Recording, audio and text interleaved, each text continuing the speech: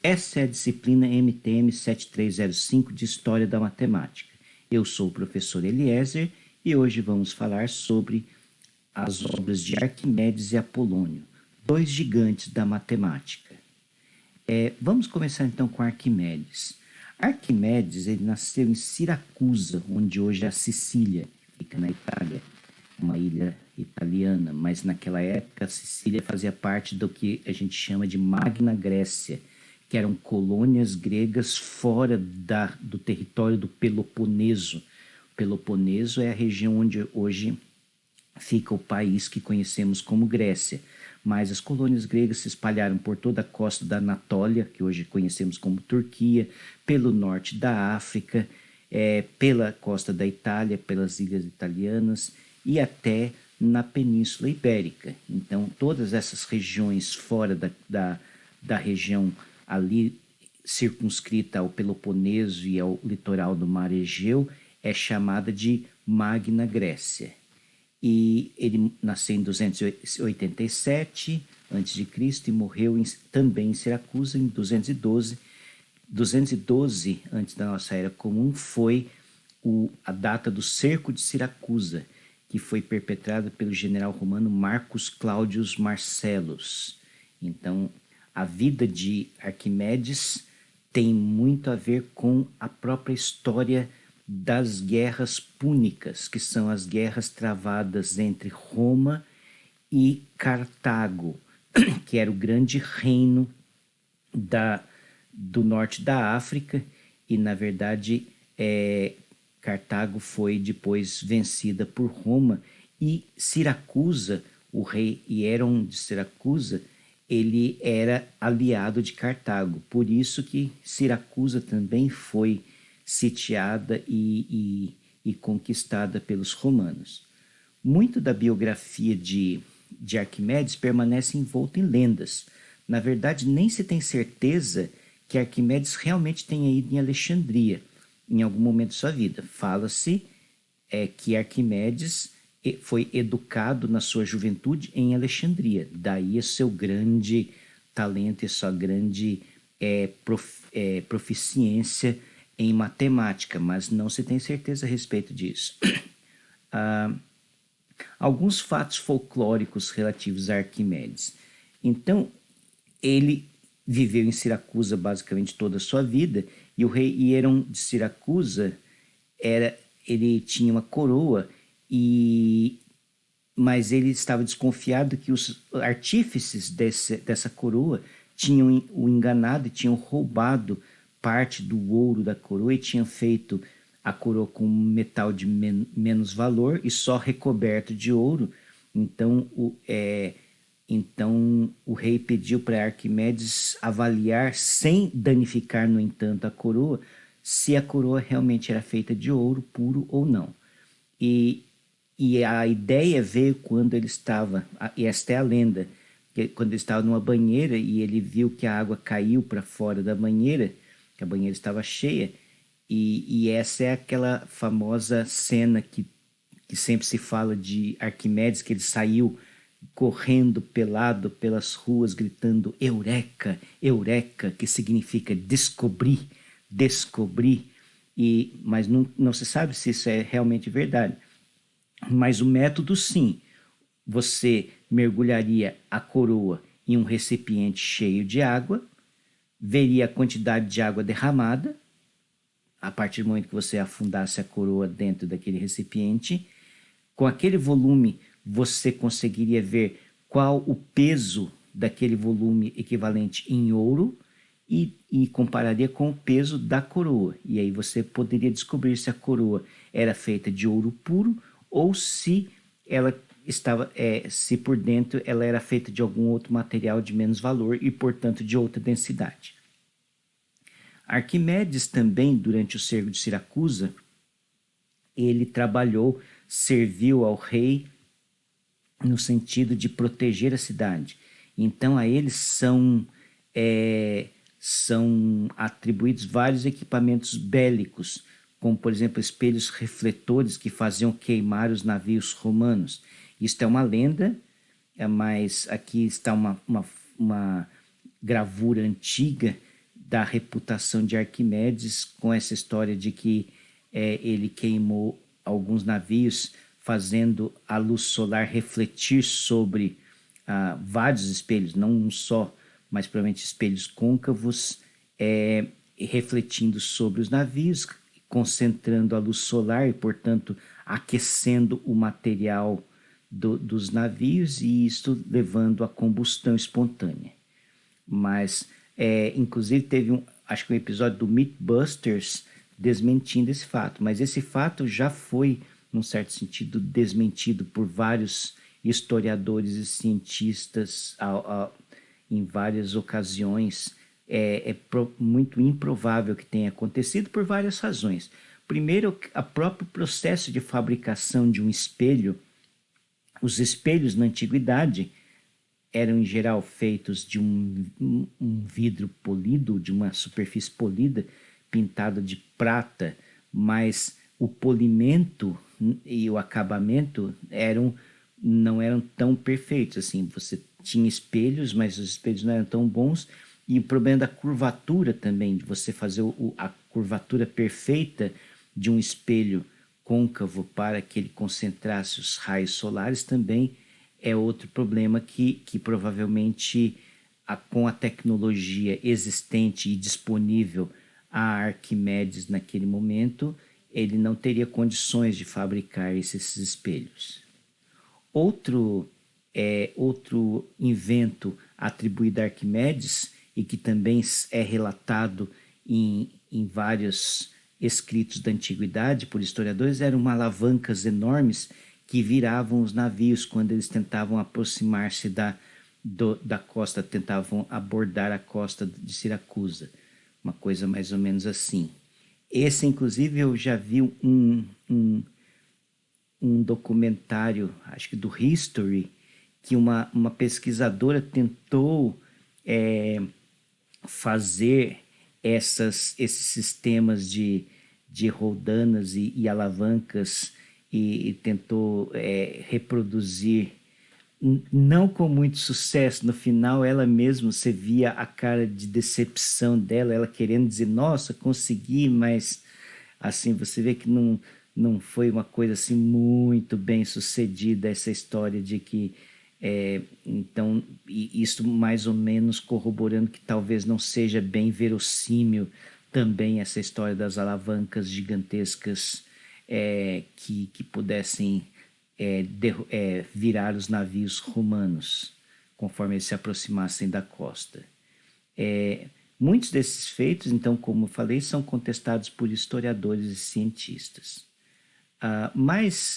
E a morte de Arquimedes também ela é, num certo sentido, dramática, e ela foi relatada pelo historiador romano Plutarco, que já alguns séculos depois, Plutarco nasceu em 46 da nossa era, e ele escreveu uma grande obra chamada Vidas Paralelas, que na verdade é uma série de biografias de pessoas ilustres gregas e romanas. E ele escreveu a biografia do general Marcellus. Então Marcellus, ele sabia, muito embora talvez essas armas legendárias não tenham acontecido, certamente Arquimedes ajudou o rei Hierão com muitas invenções bélicas que protegeram por muito tempo a Siracusa da invasão dos romanos. Então, o general Marcelo sabia do valor de Arquimedes como um gênio matemático, e certamente seria alguém que os romanos gostariam de ter como aliado. E ele ordenou que Arquimedes fosse capturado com vida. Mais ou menos o que aconteceu com os Estados Unidos quando acabou a Segunda Guerra.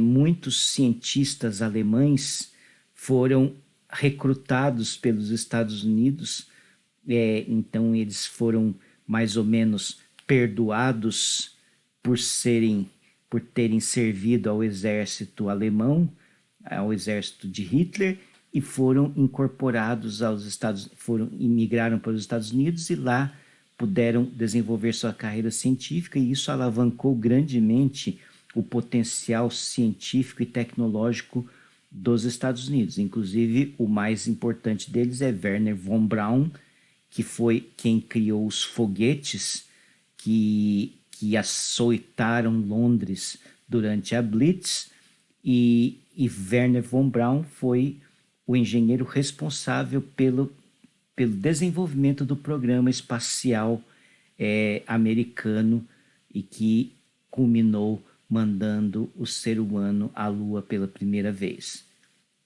Mas voltando a Arquimedes, então Marcellus ordenou que Arquimedes fosse capturado com vida. Mas o soldado que foi prender Arquimedes chegou lá e Arquimedes estava envolto num problema, na resolução de um problema. Ele fala: não interrompa, por favor, eu não apague meus círculos, uma coisa assim.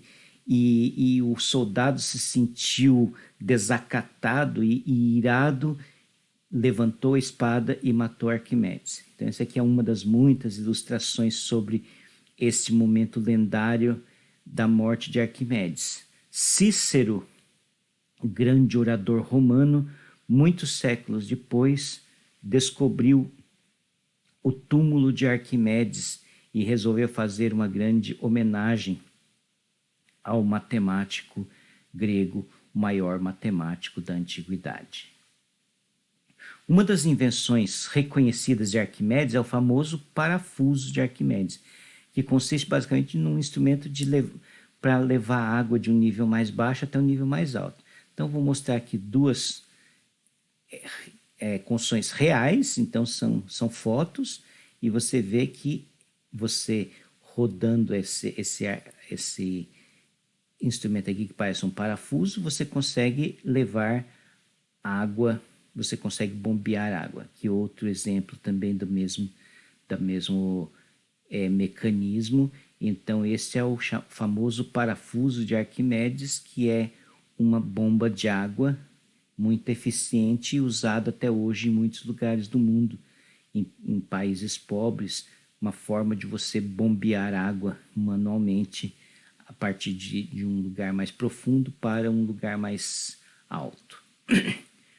Sobre a obra de Arquimedes. Então vamos falar sobre a obra matemática de Arquimedes. Não vou querer dar spoilers, porque a obra de Arquimedes será discutida pelos seminários dos aluninhos, mas as obras que sobreviveram até os dias de hoje são sobre o equilíbrio dos planos, onde ele discute basicamente o princípio da alavanca, e inclusive de Arquimedes é famosa a frase: dê-me uma alavanca e um ponto de apoio e moverei o mundo. Então esse princípio da alavanca inclusive serviu depois para o desenvolvimento do método. O método é uma heurística, um método heurístico teórico para calcular volumes e áreas de figuras, usando basicamente como recurso uma balança hipotética para você comparar regiões planas ou sólidos espaciais. Também temos a medida do círculo, onde Arquimedes aproxima a área de um círculo por polígonos regulares inscritos e circunscritos, e a partir de um polígono de 96, e chega até um polígono de 96 lados, e com esse polígono ele consegue aproximar o valor numérico de π. Sobre espirais, onde a famosa curva espiral de Arquimedes, que é uma curva que auxilia tanto na trissecção de ângulos, pela própria definição, porque uma espiral é basicamente uma curva que você vai desenhando, você proporcionalmente à medida que você vai rodando, você vai aumentando o raio de rotação na mesma proporção. Então, por definição, ela é adequada para fazer trissecção de ângulo, mas também porque toda curva que, num certo sentido, estabelece uma proporcionalidade entre comprimentos de arco e segmentos lineares, ela é apta para fazer também a quadratura do círculo. Então, as espirais também são, são curvas apropriadas para se resolver o problema da quadratura do círculo. Sobre a esfera e o cilindro, onde Arquimedes calcula o volume da esfera a partir do volume de um cilindro de um cone e também a área da superfície esférica, também comparando com o cilindro. Sobre conoides e esferoides, onde ele calcula volumes de figuras como, por exemplo, paraboloide, uma unha cilíndrica, que é basicamente um cilindro seccionado, coisas desse tipo que são discutidas nesta obra. Sobre corpos flutuantes, onde esse princípio de Arquimedes de que a força de empuxo, que a gente chama hoje de empuxo, que a água exerce sobre o corpo é igual ao peso da água deslocada. Também tem a quadratura da parábola, onde a gente vê uma aplicação do método. Primeiro ele começa medindo a área da parábola, pesando a parábola, e depois ele faz todo um processo aproximando por triângulos inscritos e consegue também a partir de uma série geométrica infinita, ele consegue calcular o volume da parábola, quer dizer, a área da parábola. Ostomachion, que é uma obra curiosa, que basicamente é a obra o problema é dividir um quadrado em uma série de polígonos. Basicamente, se você olhar para a figura, você vai pensar num tangram. Então, a obra do Arquimedes, esse Ostomachion, tem a ver com essa divisão de uma figura dada em figuras menores, como se fosse um quebra-cabeça estilo tangram. Tem o problema do gado e o problema de contador de areia, que são duas obras em que Arquimedes lida com o problema de grandes números. Então, são números grandiosos, assim, potências muito grandes de 10, e basicamente são problemas de contagem. O método de teoremas mecânicos, que é exatamente onde ele explica sistematicamente o método, que é como que você calcula volumes e áreas de figuras usando uma balança hipotética. E o livro dos lemas, onde tem várias coisas. Por exemplo, tem um resultado que propõe uma trissecção de ângulo, desde que você consiga traçar um segmento dado. Então, que você consiga... você tem que ter uma régua com uma marca específica e você consegue fazer uma figura que basicamente estabelece uma trissecção de ângulo. Ou também nesse livro dos lemas, tem o que chama o problema de arbelos. Arbelos, que é a navalha do barbeiro, e na verdade é uma série de figuras que envolvem círculos inscritos e circunscritos e áreas correspondentes a essas figuras. Por exemplo, uma área parecida com uma metade daquele símbolo do yin e yang, várias outras semelhantes àquelas estão presentes no livro dos lemas. Então, esta basicamente assim, são as obras que sobraram de Arquimedes. Já contei anteriormente que muitas das coisas do Arquimedes, assim, tinham algumas versões do Arquimedes que tinham vindo através do árabe, então tinha coisas que só eram conhecidas, algumas dessas obras só eram conhecidas através de uma versão do árabe, até que no começo do século XX foi descoberto um manuscrito lá em Constantinopla, em Istambul, que tinha era um livro de orações, basicamente, era um livro com conteúdo religioso, mas ele era um palimpsesto, que basicamente era uma reciclagem do pergaminho. E quando se olhou, então, quando o pergaminho é um material caro feito de pele de animais para fazer livros, escrever livros, então pergaminho, como era algo muito caro e extremamente difícil de se conseguir, então quando você precisava dele, muitas vezes você reciclava, você raspava com uma navalha bem fina o que estava escrito antes para poder escrever em cima daquilo. Só que a raspagem, em geral, é imperfeita e tem e sobrou embaixo. Eles conseguiram descobrir que existia um manuscrito mais antigo, 3 séculos anterior, de mais ou menos 3 séculos antes do manuscrito que estava escrito ali, que era as obras completas de Arquimedes. Então lá muitas coisas foram vistas pela primeira vez, o, o, o original grego, e muitas coisas que se sabia que existia, mas nunca se tinha visto, estava lá também. Então, esse foi uma grande descoberta. No Moodle, eu coloquei um link para o site onde fala sobre o palimpsesto, fala sobre a pesquisa, de como que eles descobriram, sobre a história, sobre as tecnologias que foram necessárias, é,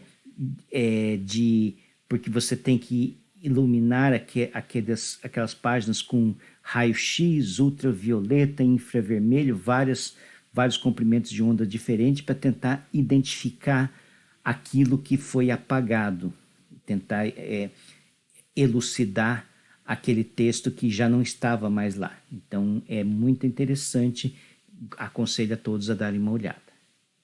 Então agora vamos falar sobre o nosso próximo personagem, que é Apolônio de Perga.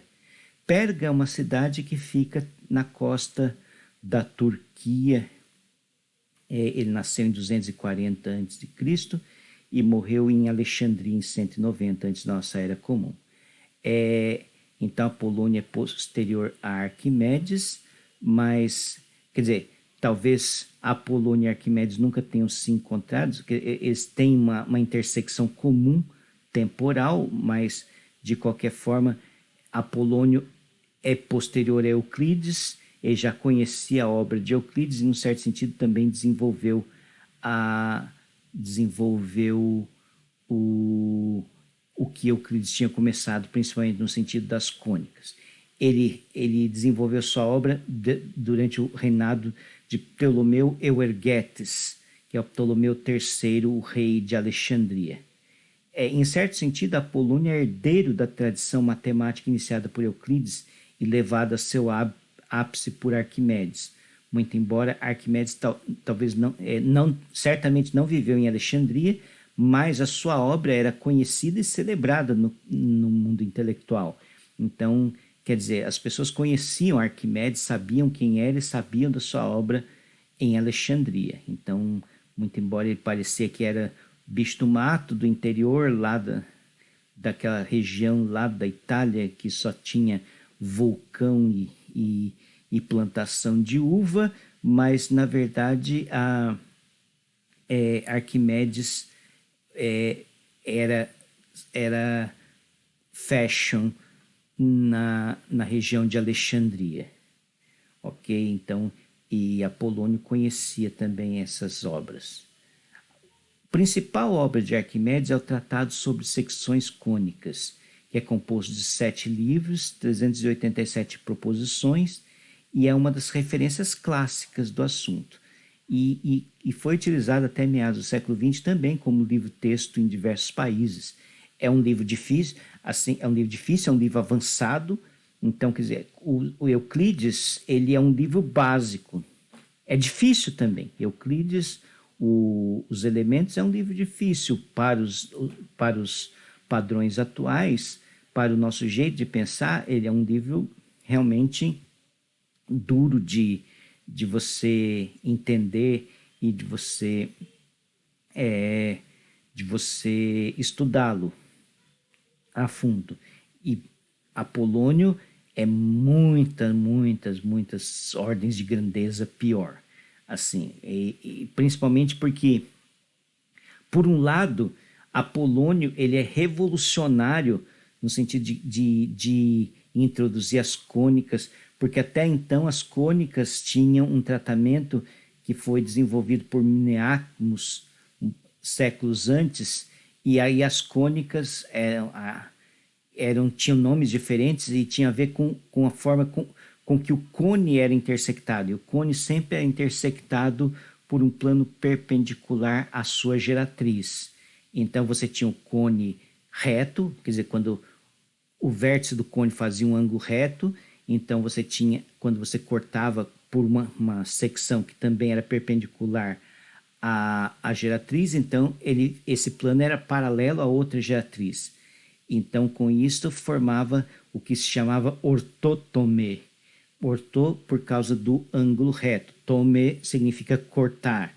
Então, você cortou um cone reto e esta, na verdade, a curva que formava era uma parábola. Você tinha, quando o cone tinha, o vértice do cone tinha um ângulo agudo e você cortava, então, por um plano que era perpendicular à sua geratriz, então esse cone cortava inteiramente, esse plano cortava inteiramente o cone. Então formava o que a gente chama de uma elipse, mas o nome que se atribuía era oxítome. Oxítome por causa exatamente do ângulo agudo.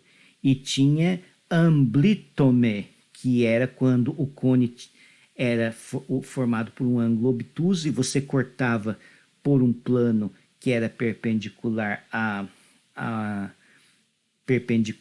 geratriz, e aí você tem o que hoje a gente chama de hipérbole.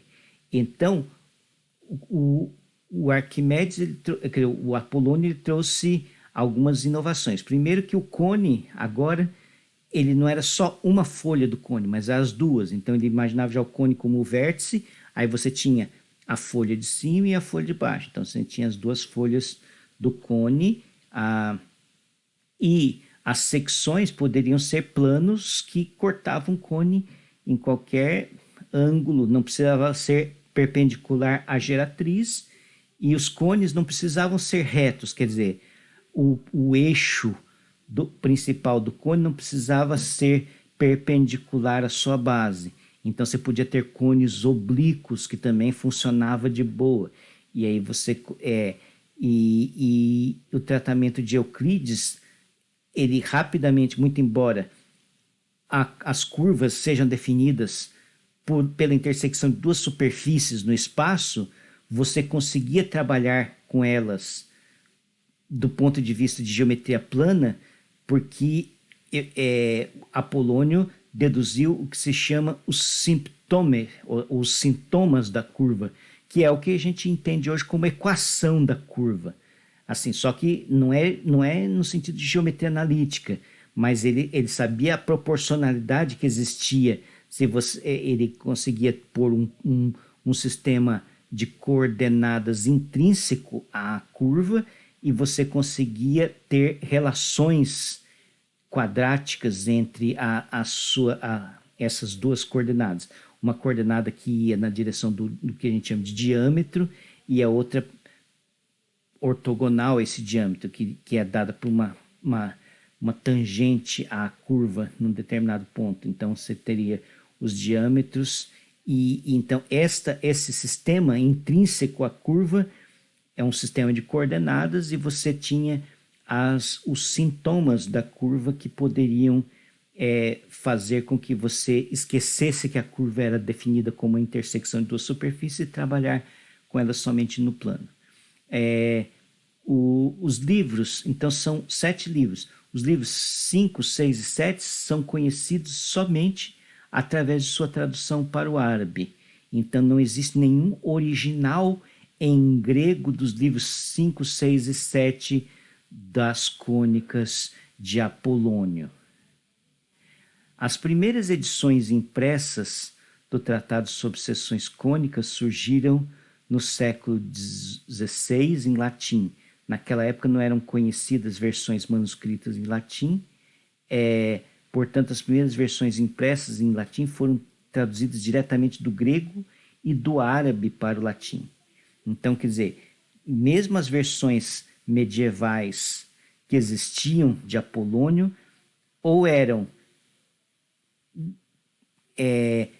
cópias em grego, e muitas delas existiam do lado no Império Bizantino, e certamente também poderiam existir na Europa ocidental, mas as cópias eram em grego, e também as cópias vindas do árabe, que foram introduzidas na Europa através da Península Ibérica, que foi dominada pelo Califado Islâmico durante vários séculos.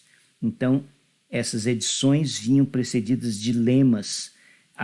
Então, tem uma edição em latim, bilíngue, latim-grega, que tinha os lemas devidos a Papus e a Eutócio de Ascalon. Então, Papus desenvolveu vários lemas que ajudavam na compreensão do livro de Cônicas de Apolônio. Outras obras atribuídas a Apolônio. Então, você conhece elas através de uma compilação devida a Papus. A gente vai falar mais sobre Papus em breve, mas muito que a gente sabe da matemática grega é devido ao Papus. Então, Papus é uma figura essencial para a gente, do que a gente fala hoje, a gente conhece sobre a matemática grega, então Papus é essencial. Então, tem esses títulos em latim. Então, uma obra é sobre a divisão em uma razão dada, então a divisão de segmentos em uma dada razão, e aí é onde aparece a razão harmônica de segmentos. Então, Apolônio ele desenvolveu muito sobre a teoria de proporcionalidades e divisões de segmentos em razão dada, divisão de uma área, seções determinadas. Então, todos esses trabalhos têm a ver com divisões de segmentos ou divisões de um determinado retângulo, de um determinado paralelogramo, numa determinada razão, e esses eram problemas recorrentes na obra de Apolônio. Das tangências, as tangências é onde encontramos aqueles famosos teoremas sobre os círculos de Apolônio, que, dados 3 círculos, como você consegue os círculos que são tangentes a esses 3 círculos dados. Então, como são classificados todos esses círculos. Também as inclinações e os lugares planos. Então, num certo sentido, Apolônio, quando escreveu as cônicas, ele tem um seu aspecto moderno, mas também ainda tem um aspecto antigo. Por exemplo, o conceito que a gente tem de cônicas hoje, que envolve focos, que envolve diretriz, por exemplo, a palavra diretriz não aparece em Apolônio. E mesmo os focos, ele fala sobre os focos, mas os focos não são o foco da atenção no tratamento das cônicas. Então, de qualquer forma, o tratamento das cônicas como lugar geométrico começou com Apolônio, mas os desenvolvimentos posteriores, e principalmente já no século XVI, com Pascal, com Fermat, com Descartes, com a introdução da geometria analítica, foi quando realmente se desenvolveu toda a noção de cônicas como a gente entende hoje. Então, isto é uma história que se estendeu por 15 séculos, mais de 15 séculos. Bom, resultados matemáticos célebres e construções que são devidos a Apolônio.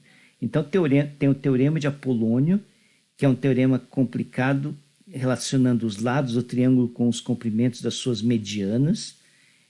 Tem o Problema de Apolônio, que é como encontrar círculos tangentes a 3 círculos dados.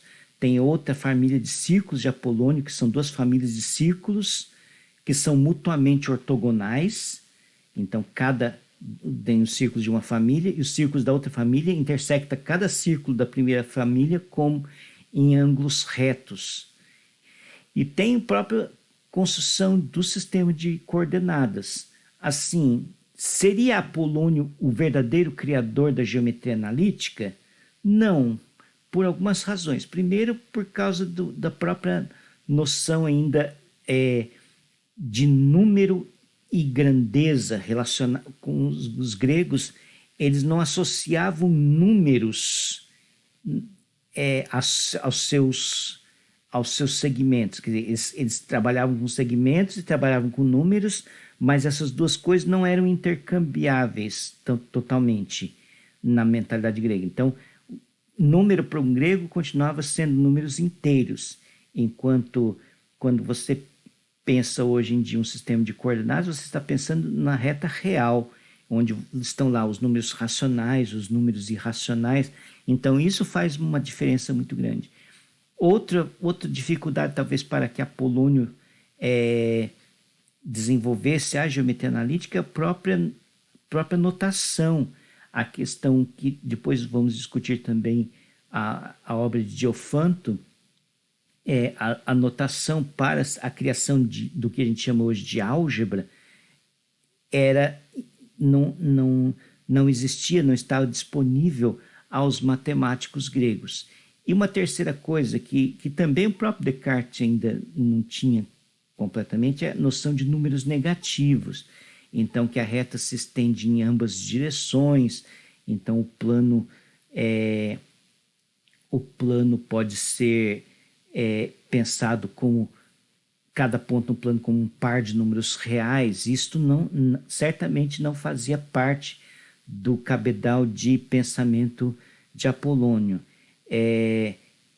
Então, todas essas dificuldades intrínsecas e finalmente, quando Descartes introduz um sistema de coordenadas, ele introduz um sistema de coordenadas a priori, de tal forma que todas as outras curvas e construções que forem feitas, elas vão depender desse sistema de coordenadas fixado inicialmente, enquanto os sistemas de coordenadas que aparecem na obra de Apolônio são os sistemas de coordenadas a posteriori. Primeiro você precisa ter uma figura, você precisa ter uma curva, você precisa ter uma formação, e aí, a partir das propriedades dessa curva que você constrói o seu sistema de coordenadas. Então, são todas essas diferenças que fazem que a gente possa dizer, não, Apolônio não foi o pai e não poderia ter sido o pai da geometria analítica. Ainda faltava muitas mudanças de paradigma no jeito de pensar matemático para que a geometria analítica fosse criada. Bom, então é isso. Eu espero que vocês tenham tido um panorama, muito embora singelo, sobre a obra de Apolônio e de Arquimedes. Muito obrigado a todos e até a próxima.